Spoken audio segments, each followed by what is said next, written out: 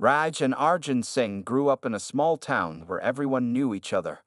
Raj was the older brother, born 3 years before Arjun. From the beginning, their personalities were different. Raj was serious, focused, and always followed the rules. Arjun was playful, creative, and often got into trouble. Their parents ran a small grocery store in town. After school, the boys helped stock shelves and serve customers. Raj was excellent with numbers and kept track of inventory. Arjun was good with people and made customers smile with his jokes and stories. Despite their differences, the brothers were close as children. They shared a bedroom with bunk beds, Raj on the bottom and Arjun on top. At night, they would talk about their dreams. Raj wanted to work in a big company in the city. Arjun wasn't sure what he wanted, but he knew he wanted adventure. When Raj turned 18, he left for college in Delhi. He studied business and rarely came home. During holidays, he talked about his new friends and his plans for the future. Arjun noticed how his parents looked at Raj with pride. They would say, "Why can't you be more like your brother?" After high school, Arjun tried college but dropped out after 1 year. He worked different jobs, as a waiter, a driver, and a salesman. Nothing seemed to fit. Meanwhile, Raj graduated with top marks and got a job at a multinational company. He moved into a luxury apartment and bought a car. The gap between the brothers grew wider. When they met at family gatherings, Raj would ask, "So, what are you doing these days?" His tone made Arjun feel like a failure. Arjun would make jokes about Raj's corporate life, calling him Mr. Important. What started as playful teasing began to hide real hurt feelings. Their parents didn't help the situation. They constantly compared the two. "Raj is a manager now," they would tell neighbors. "Arjun is, still figuring things out." Arjun heard these comments and his resentment grew, though he tried to hide it.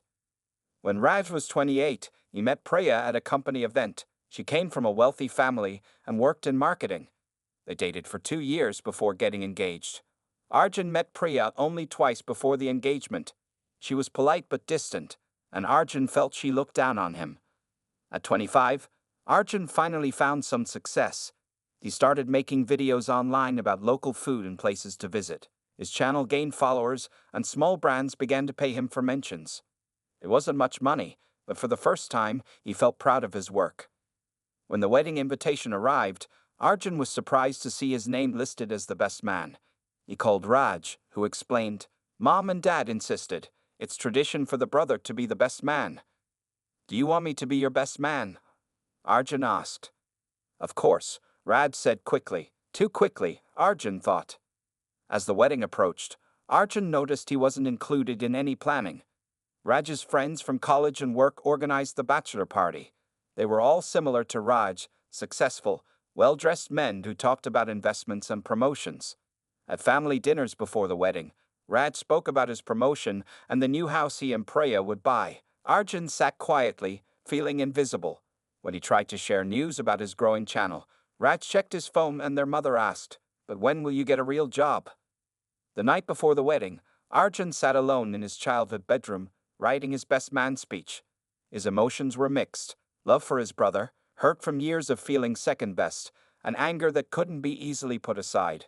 As he wrote and rewrote his speech, he had no idea that the next day would change everything between them. The morning of Raj's wedding arrived with bright sunshine and clear skies.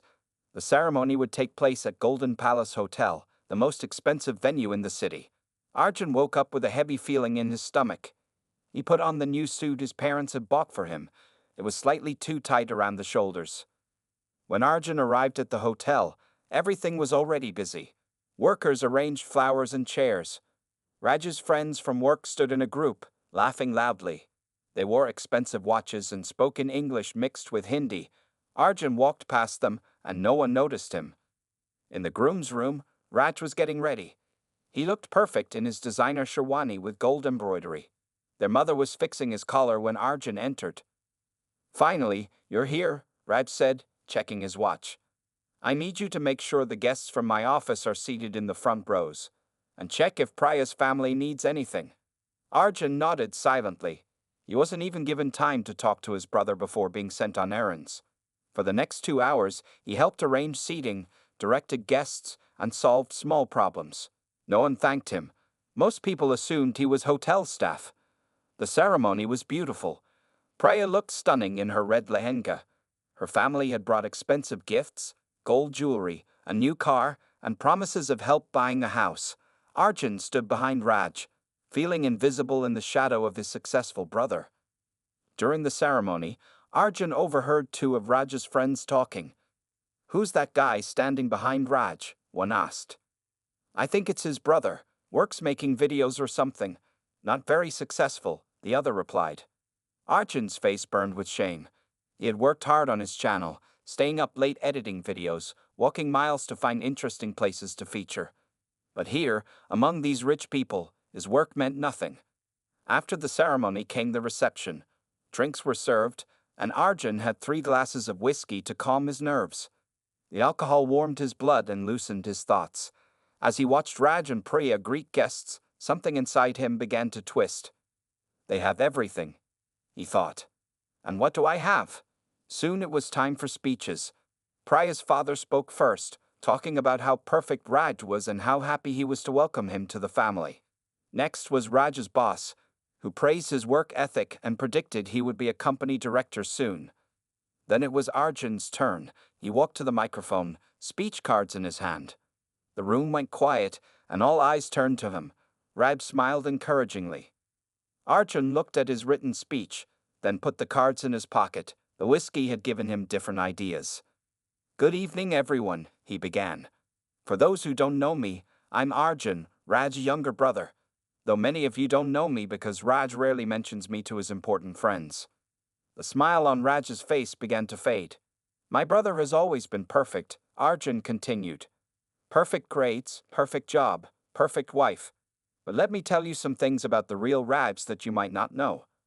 A worried murmur spread through the crowd. Priya's father frowned. Raj's eyes widened in alarm. "Did you know that before Priya, Raj was engaged to another girl?"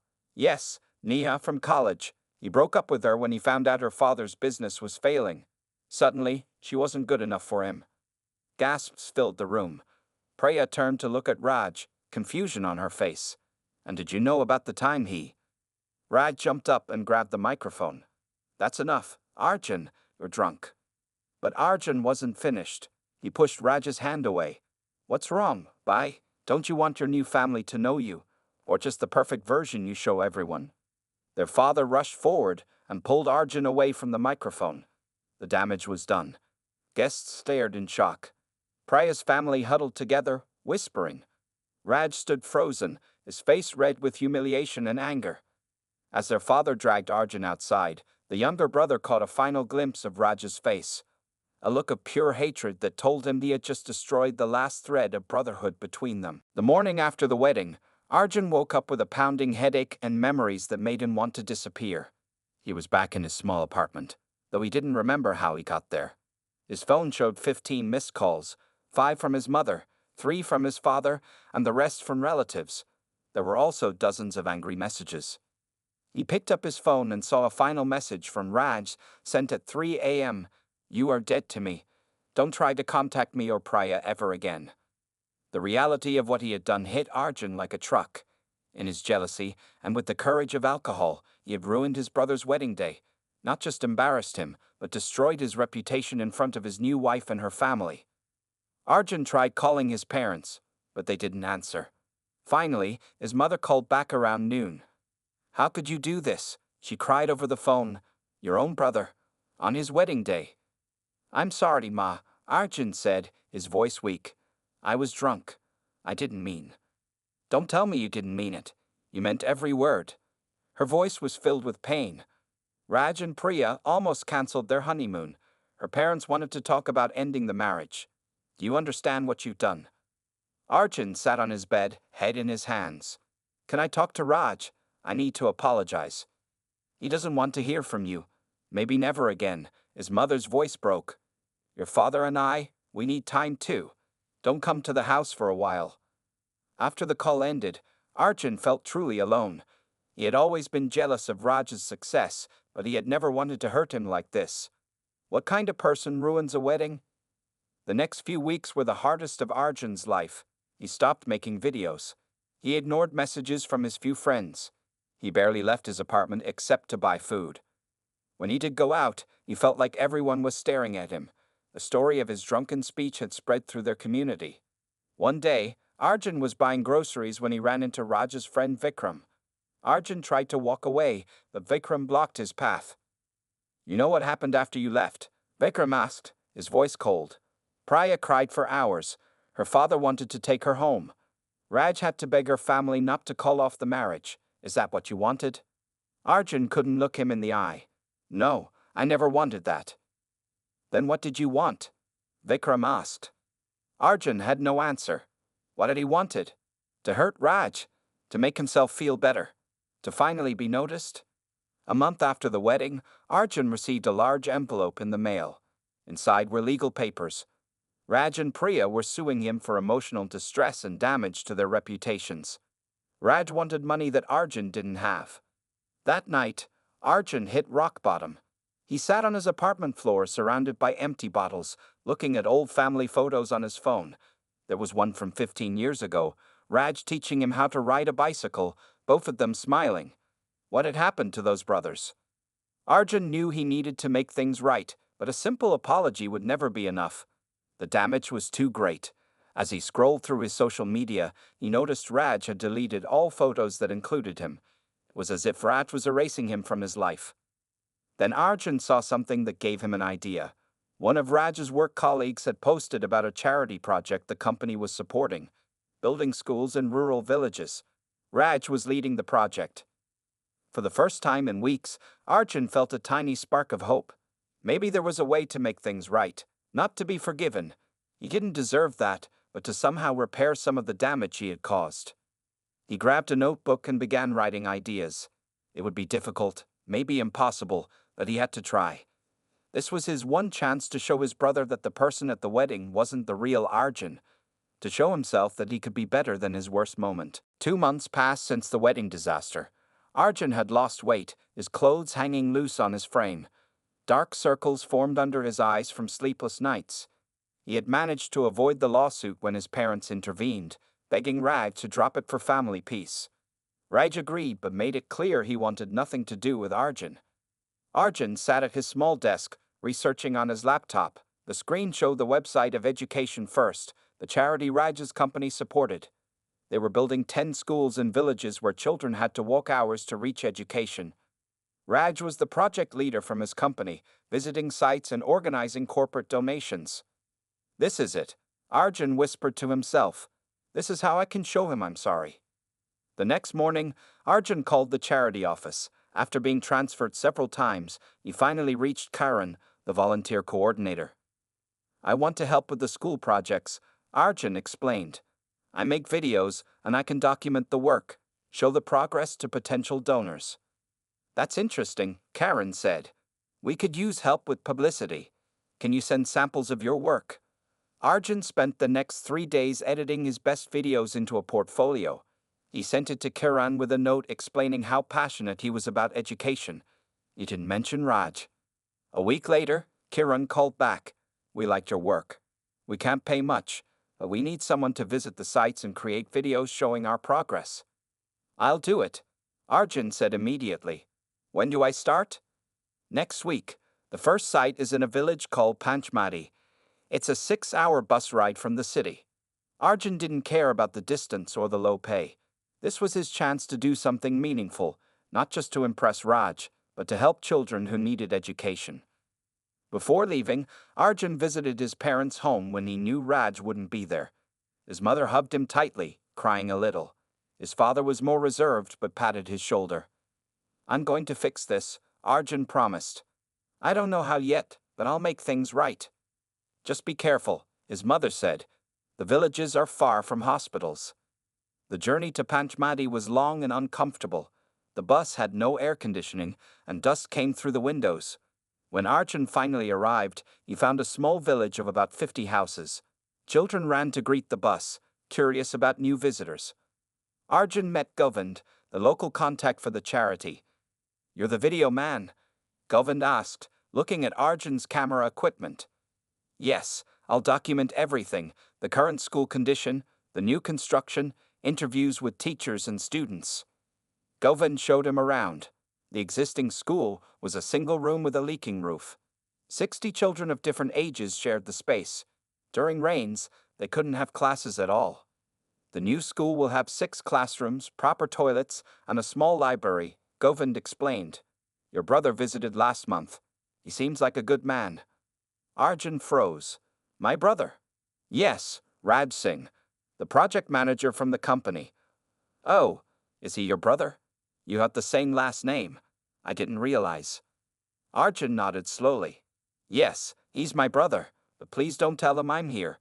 We're not speaking currently. Govind looked confused but agreed. That night, Arjun stayed in the village's only guest room, a small space above the local shop. As he reviewed his footage from the day, he saw the faces of the children, their excitement about learning despite having so little. For the first time in months, he felt purpose. Over the next week, Arjun worked from sunrise to sunset. He interviewed children about their dreams, teachers about their challenges, and village elders about how education would change their community's future.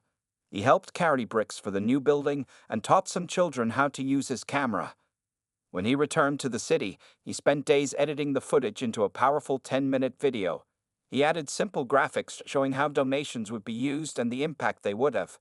He sent the finished video to Karan with a note. Please don't credit me by name. Just say it was made by a volunteer. 3 days later, Kiran called, excitement in her voice. The video is amazing. We showed it at a fundraising event yesterday, and donations doubled. Can you visit the other sites too? Arjun agreed immediately. His plan was working, though not in the way he had expected. What had started as a way to make amends with Raj was becoming something more important. 3 months into his work with Education First, Arjun had visited 5 village sites. His videos were becoming popular on social media, shared by the charity with the simple credit, filmed by a volunteer. Donations were increasing, and construction was moving faster at all sites. Arjun had changed. His skin had darkened from working in the sun. His hands, once soft from typing at computers, now had calluses from helping at construction sites. Most importantly, the sadness in his eyes had been replaced by purpose. Today, Arjun was visiting Danpur, the largest village in the project. The school here would serve children from 3 surrounding villages. He arrived early in the morning and began filming the foundation work. Around noon, a group of corporate visitors was expected. Arjun planned to be gone before they arrived. He didn't want to risk running into anyone who might know Raj. Arjun, can you finish by 11:30? Asked Meena, the local coordinator. The company people will be here for lunch and the ceremonial bricklaying. No problem, Arjun replied, wiping sweat from his forehead. I just need shots of the children in their temporary classroom. After filming the children, Arjun packed his equipment. He was walking toward the bus stop when he heard cars approaching. Looking back, he saw 3 SUVs with company logos driving toward the school site. His heart stopped when he recognized the man stepping out of the first vehicle. Raj. Arjun ducked behind a large tree. He wasn't ready to face his brother yet, not here, not now. But as he turned to leave, he bumped into a small girl carrying water jugs. I'm sorry, he said, helping her pick up the jugs. The commotion made several people look in their direction, including Raj. Their eyes met across the distance. Raj's face showed shock, then anger. He said something to a colleague and walked quickly toward Arjun. Arjun stood frozen, his heart pounding. Running would make things worse. He had to face this moment. What are you doing here? Raj demanded when he reached Arjun. His voice was cold.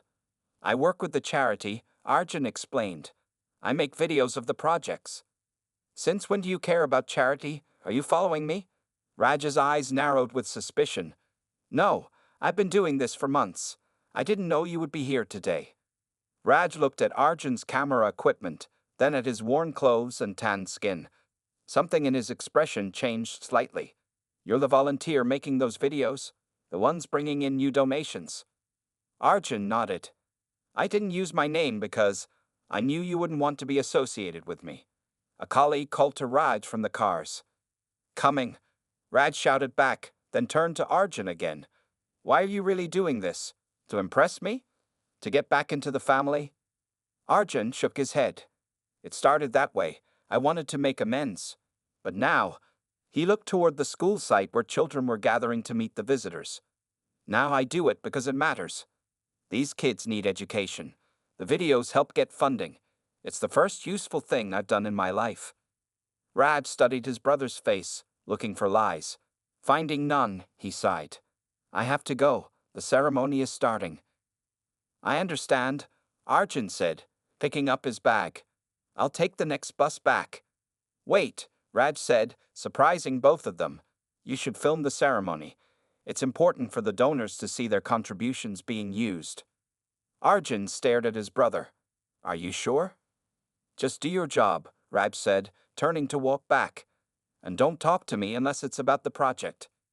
It wasn't forgiveness, not even close, but it was something. A tiny crack in the wall between them. That afternoon, Arjun filmed the ceremony from a distance, making sure to get good shots of Raj and the other donors laying symbolic bricks for the new school. When Raj gave a speech about the importance of education, Arjun captured the respect on the villagers' faces. As the corporate team prepared to leave, Raj approached Arjun one last time. Send your footage directly to the main office, not to me. Arjun nodded. I will. Raj turned to go, then stopped. The videos are good. They help the cause. Without waiting for a response, he walked to his car. Watching his brother leave, Arjun felt a small spark of hope. The road to forgiveness would be long, but for the first time, he could see its beginning. 1 month after the unexpected meeting with Raj, Arjun sat in the charity office reviewing his latest footage. He had visited all 10 school sites now, some of them multiple times to show progress. The walls were rising, roofs were being installed, and desks were being delivered. These videos are making a real difference, Karen said, bringing Arjun a cup of tea. Donations have increased by 40% since you started. I'm glad, Arjun replied, but I feel like we could do more. An idea had been forming in his mind for weeks. It was bold, maybe impossible, but he couldn't shake it. Karen, what if we made a documentary? Not just short videos, but a full film showing the journey from the beginning to the finished schools. We could hold a special screening for major donors. Karen's eyes widened. That's ambitious, but we don't have the budget for something like that. I'll do it for free, Arjun said quickly. I already have most of the footage. I just need to go back and get interviews with the children and teachers about how the new schools have changed their lives. It would be powerful, Karen admitted. But where would we show it? Renting a theater is expensive. Arjun took a deep breath. What if we ask Raj's company to host the screening?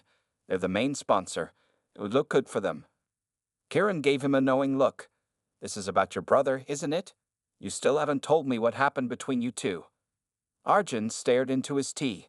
I did something terrible, something unforgivable, but I'm trying to make it right. I'll talk to the director about your documentary idea, Karen said. If she approves, we can approach the company, but I can't promise your brother will be involved. 2 days later, Karen called with good news. The charity director loved the documentary idea and had already contacted Raj's company. They agreed to provide a conference hall for the screening and to invite their business partners as potential donors. There's one condition, Karen added. Raj will need to approve the final film before the screening. Arjun's heart raced. This was exactly what he hoped for, a chance to show Raj how much he had changed. That's fine. When can I start? For the next 6 weeks, Arjun worked harder than ever before. He traveled back to all 10 villages, sometimes walking for hours when buses couldn't reach remote areas. He interviewed children about their dreams, teachers about their hopes, and parents about the opportunities education would bring to their families. In one village, he met 8-year-old Lata, who walked 5 kilometers each way to the old school. I want to be a doctor, she told him shyly. No one in my village has ever been a doctor. In another village, he interviewed an elderly teacher who had taught under a tree for 20 years before the charity built a proper school. Now when it rains, the children can still learn, the old man said, tears in his eyes. These stories touched Arjun deeply. What had started as a way to make amends with his brother had become his passion. When the filming was complete, Arjun locked himself in his apartment for 10 days, editing day and night. He created a 40-minute documentary titled Building Futures. It showed the transformation of villages through education, highlighting both challenges and triumphs. At the very end, without listing himself as the filmmaker, he added a personal touch, a dedication that read, "To those who believe in second chances." When the film was finished, Arjun sent it to Kiran with a note. "Please forward this to Raj for approval." 3 days passed with no response. Then 4. On the 5th day, when Arjun had almost given up hope, his phone rang. The screen showed a name he hadn't seen in months, Raj. With trembling hands, Arjun answered. "Hello. I watched your film," Raj said, his voice neutral. "And?" Arjun could barely breathe. "It's good. Very good." Raj paused. "The screening is approved for next Friday. All the major donors will be there." "Thank you," Arjun said quietly. "One more thing," Raj added. "The charity director wants the filmmaker to be present to answer questions. Will you come?" It was an invitation, something Arjun never expected to receive from his brother again. "Yes," he answered. "I'll be there." The day of the documentary screening arrived with dark clouds threatening rain. Arjun stood in front of his mirror, adjusting the tie on his only good suit. It was the same suit he had worn to Raj's wedding, now altered to fit his thinner frame. He had considered buying or renting a new one, but somehow it felt right to wear this, a reminder of how far he had come since that terrible day. Arjun arrived at the corporate building an hour early. The security guard checked his name against the list and directed him to the conference hall on the 15th floor. The room was impressive, large screen, comfortable seating for about 100 people, and a small stage at the front. Kiran was already there, directing volunteers who were arranging brochures about the charity on each seat. She smiled when she saw Arjun. "Nervous?" she asked. "Terrified," Arjun admitted. "What if they hate the film? What if Raj changes his mind about letting me be here?" "The film is wonderful," Kiran assured him. "And Raj was the one who insisted your name be added to the program as the filmmaker." This surprised Arjun. He had expected to remain anonymous. Guests began arriving at 6 p.m. Business executives in expensive suits, government officials, and other potential donors. Arjun stood in a corner, watching them mingle. He recognized some faces from news articles about successful business people. These were the kinds of people Raj associated with daily, a world Arjun had never been part of. At 6:30, Raj entered with Priya beside him. She looked beautiful in a simple blue dress. Arjun's stomach tightened at the sight of them. Would Priya recognize him? Would she be angry? Raj saw Arjun and gave a small nod before being pulled into conversation with some executives. Priya followed her husband, seemingly unaware of Arjun's presence. At 7 p.m., the charity director, Mrs. Sharma, took the stage. "Good evening, everyone. Thank you for coming to this special screening of Building Futures, a documentary about our school projects. Before we begin, I'd like to thank Raj Singh and his company for their generous support." Applause filled the room as Raj stood briefly to acknowledge the praise. Now, Mrs. Sharma continued. "I'm pleased to introduce the filmmaker who has captured the heart of our project so beautifully. Many of you have seen his short videos on social media. Tonight, we present his full documentary. Please welcome Arjun Singh." More applause followed, polite but curious. Arjun walked to the stage on shaky legs. He hadn't prepared a speech, thinking he would remain in the background. "Thank you," he said simply. "I'm not good with words. That's why I make films. What you're about to see is not my work. It's the story of children who want to learn, teachers who want to teach, and villages that want to grow." I just held the camera. He glanced at Raj as he spoke. His brother's face revealed nothing. The lights dimmed, and the film began. For 40 minutes, the room was silent except for the occasional murmur of appreciation or soft gasp at particularly moving moments. When Lata, the girl who wanted to be a doctor, appeared on screen, Arjun heard a woman sniff back tears. As the final credits rolled with the dedication to those who believe in second chances, the lights came up. For a moment, there was silence. Then applause erupted. Not polite applause, but enthusiastic, genuine appreciation.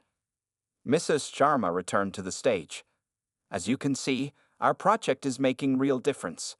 We hope you'll consider supporting our next phase, providing books and computers for these schools." People began raising their hands, pledging donations. One businessman offered to fund a computer lab. Another promised books for all 10 schools. The energy in the room was electric. Through it all, Arjun stood to the side, watching in amazement as his film moved people to action. Then he noticed Priya walking toward him. His heart raced. This was the moment he had dreaded. She stopped in front of him, her expression unreadable. "So you're the filmmaker," she said quietly. "Yes," Arjun replied, bracing himself for her anger. Instead, she surprised him. "The film is beautiful. Those children's stories." She paused. "Raj told me what you've been doing these past months. It's unexpected." Before Arjun could respond, Raj joined them. The three stood in awkward silence until Raj spoke. "Your film just raised enough money to build 5 more schools," he said to Arjun. "Good work." It wasn't forgiveness, but it was acknowledgement. For now, that was enough. 1 year had passed since the documentary screening. The 10 schools were now complete, filled with children learning in bright classrooms with real desks and books. 5 more schools were under construction, funded by donations from the screening event. Arjun had been hired as the official media coordinator for Education First. His work now involved training local youth to make their own videos about community development. His small apartment was filled with thank you cards from children and teachers. On a warm Saturday morning, Arjun received an unexpected text message from Raj. "Parents' anniversary today. Dinner at their house. 7 p.m. Come if you want." Arjun read the message several times. This wasn't forgiveness, but it was an invitation, the first family event he had been included in since the wedding. His hands trembled as he typed. "I'll be there. Thank you." That evening, Arjun stood outside his parents' house with a bouquet of flowers and a wrapped gift. He had visited them occasionally over the past year, but always when Raj wasn't there. The thought of seeing his entire family together made his heart race. His mother opened the door and hugged him tightly. "My son," she whispered. "I'm so happy you came." Inside, his father sat in his favorite chair, looking older but happy. Raj and Priya were already there, sitting on the sofa. The room went quiet when Arjun entered. "Happy anniversary," Arjun said, handing the flowers to his mother and the gift to his father. 30 years is amazing." His father nodded, a small smile on his face. "Thank you for coming, Bika." Raj didn't get up, but he acknowledged Arjun with a nod. Priya gave a polite smile. The tension in the room was thick enough to cut with a knife. Dinner was quiet at first, with careful conversation about safe topics, the weather, neighborhood news, politics. Then Arjun's mother brought up the charity work. "I saw in the newspaper that your schools are doing well," she said to both brothers. They mentioned both your names. "Yes," Raj replied. "The project has been very successful." He glanced at Arjun. "The documentary continues to bring in donations." Arjun nodded. "The children are the real stars. I just helped tell their stories." As they ate dessert, Raj's phone rang. He excused himself to take the call in the next room. When he returned, his face looked serious. "That was work," he explained. "There's a problem with one of our charity projects. A flood has damaged the Damper school. They need to document the damage for insurance, but our regular photographer is out of town." Everyone looked at Arjun. "Could you go tomorrow?" Raj asked directly.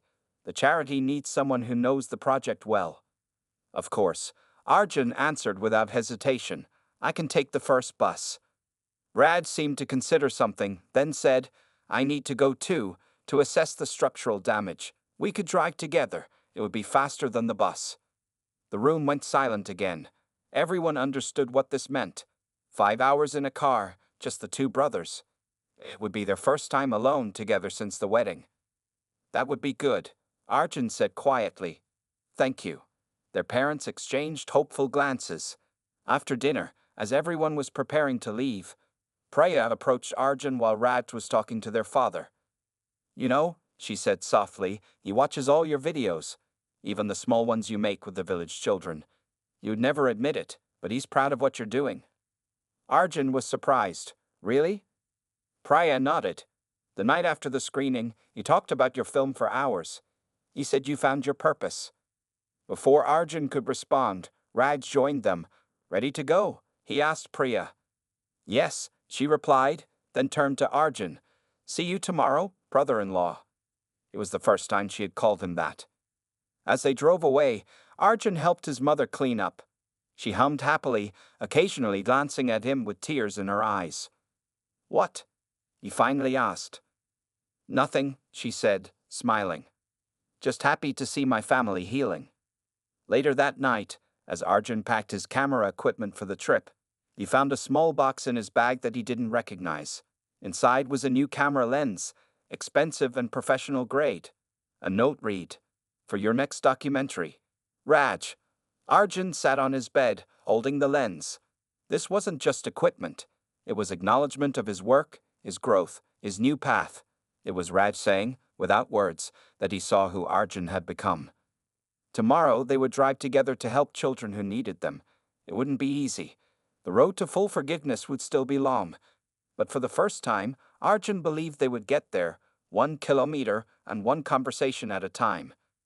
The journey that began with shame at a wedding was ending with purpose and the slow rebuilding of brotherhood. A true circle of redemption that no one had expected, least of all Arjun himself.